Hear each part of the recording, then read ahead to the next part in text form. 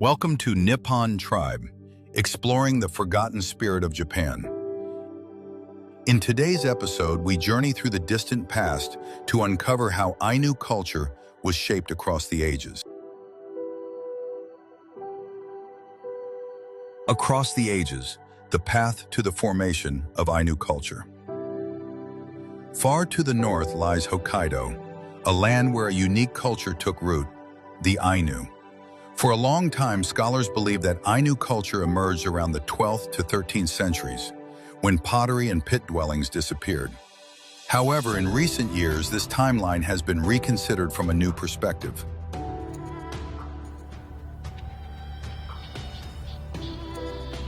The trade-driven Ainu ecosystem. If we redefine Ainu culture as a complex of livelihood, society, and culture built upon external trade, then its origins can be traced further back. Increasingly, scholars argue that its foundations lie in the 10th century, when the Ainu trade ecosystem began to form.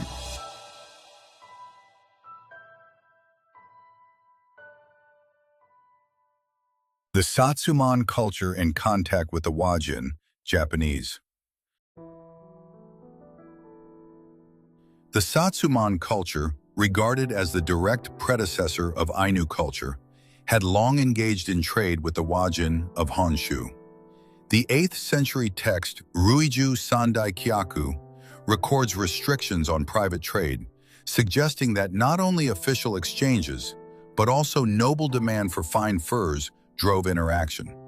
The Yoro Code assigned provincial governors of Mutsu the duty of kyogo, traditionally understood as feasts to placate the Satsumon people, but now thought to resemble trade more than ritual. At the Sakushu Kotoni river site in modern Sapporo, archaeologists discovered an 8th to 9th century Haji-ware vessel inscribed with the character E, along with rice grains, likely goods acquired through these northern trade activities. Such trade with Wajin sparked social stratification within Satsumon society. Grave goods such as swords, metal ornaments symbolizing court ranks, and evidence of tribute to the Yamato court all indicate emerging hierarchical structures.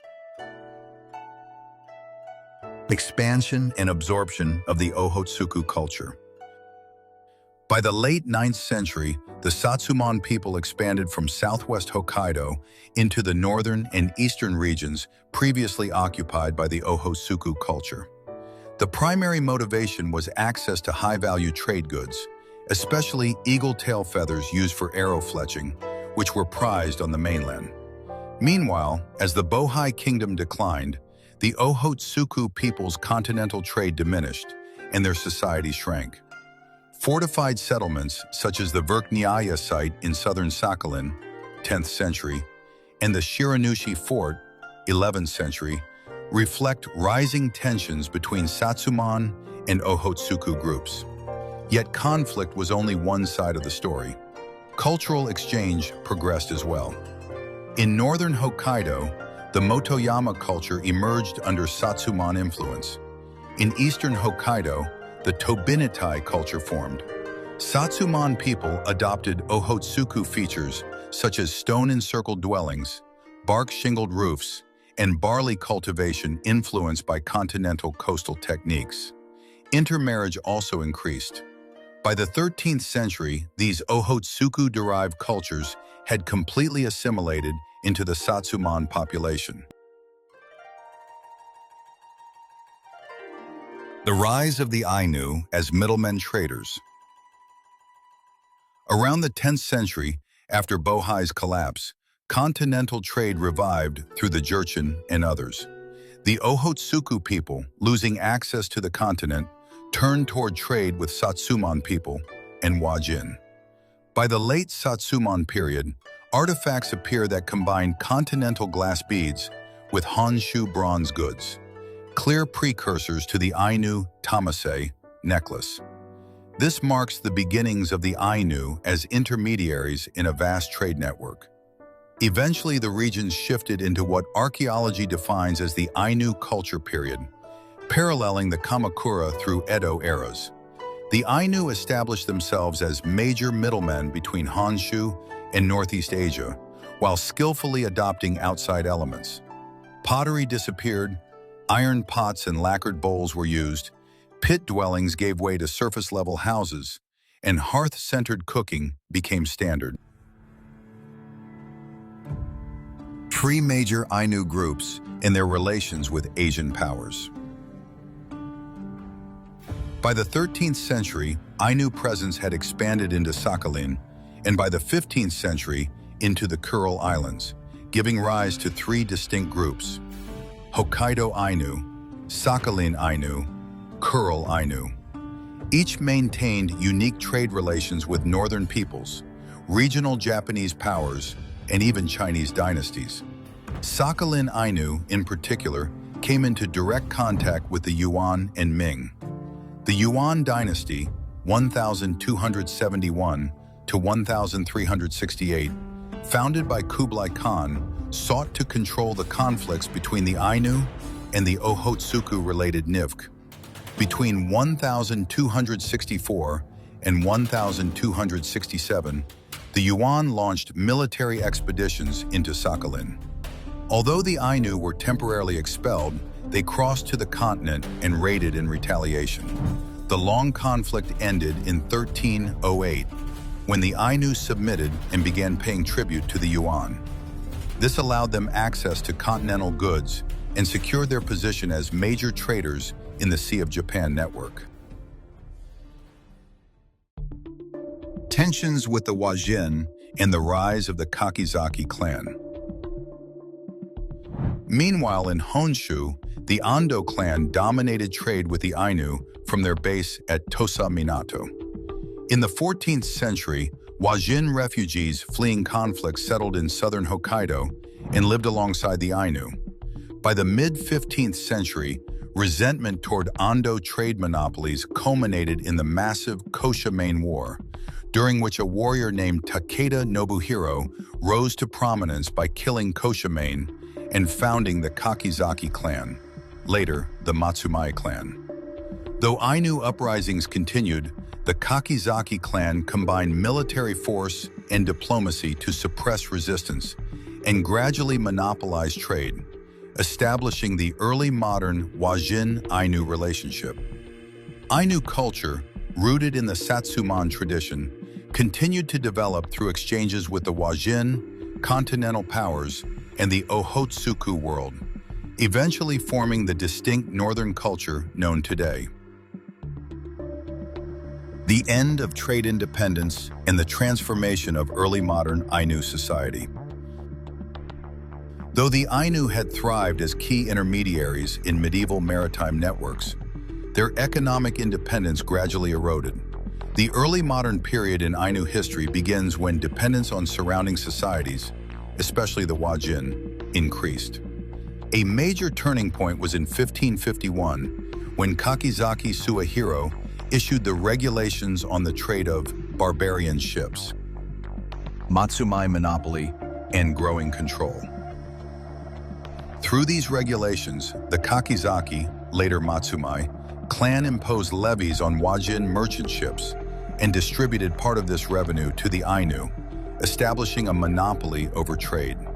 This system was later endorsed by Toyotomi Hideyoshi and Tokugawa Ieyasu, allowing the Matsumae clan, despite lacking agricultural land, to grow powerful as gatekeepers of Ezo trade.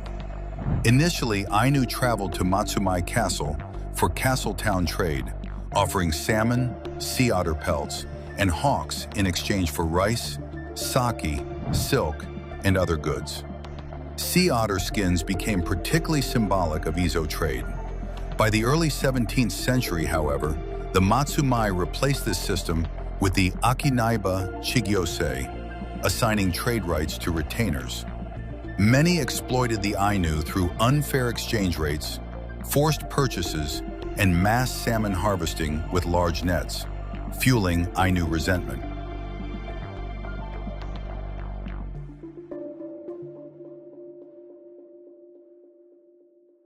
Shakushain War and the intensification of control tensions. culminated in 1669 when Ainu across Hokkaido rose up in the Shakushain War. The Matsumae orchestrated defections among Ainu groups, isolated the Shakushain faction, and assassinated Shakushain during false peace negotiations. Afterward, the Matsumae tightened control, restricted movement between Wajin and Ainu territories, and enforced the ritual of uemam as a gesture of submission. The contract land system in social transformation. In the early 18th century, facing financial strain, the Matsumae delegated trade operations to merchants through the Basho Ukeoi-sei contract land system. Merchants increasingly interfered in Ainu fishing grounds, forcing Ainu into labor and undermining self-sufficient livelihoods. Oppression escalated, leading to the Kunashiri-Minashi War of 1789, the final Ainu uprising. Northern pressures and the Santan trade. Meanwhile, in Northeast Asia, the Qing Empire incorporated the Sakhalin Ainu as frontier people, engaging with them through tributary trade known as the Santan trade. In return for furs, the Ainu received silk Santan robes and glass beads. These robes became prized items even in Japan, prompting Matsumae interest in Sakhalin. But over time, the Santan trade came to be dominated by Amur River traders, pushing many Ainu into debt and hardship. Russian expansion in the Bakufu response. From the late 17th century, Russians moving eastward in search of valuable furs reached the Kurils and began demanding yasak, fur tribute, from the Kuril Ainu. After Russian contact increased, including Adam Laxman's arrival in 1792, the Edo shogunate recognized Izo's strategic importance and launched surveys. In 1799, the shogunate initiated the first shogunal administration of Izo, taking direct control. To counter Russian influence, it portrayed the Ainu as Japanese subjects and encouraged forced Japanization, including dressing and grooming in Wajin style, though these efforts met significant resistance. Second shogunal administration and the dawn of modernity. Although Ezo was temporarily returned to the Matsumae, abuses under the revived contract land system caused rapid population decline among the Ainu. After Russian naval arrivals in 1853, the shogunate once again took full control in 1855, marking the second shogunal administration. As border disputes intensified, the shogunate formally claimed Ainu territories as Japanese lands. Assimilation policies continued, yet some Ainu communities began exploring new relationships with Wajin, particularly through agriculture. The contract land system was abolished in 1869, setting the stage for sweeping transformations that would soon accompany the modern era. Thank you for watching. If you enjoyed this journey into Japan's hidden past, please like, subscribe, and share this video. Your support helps us bring more untold stories to light. In the next episode, we explore what happened to Ainu society, caught between Japan and Russia, how their population declined, and how their culture survives in the modern era. Stay tuned.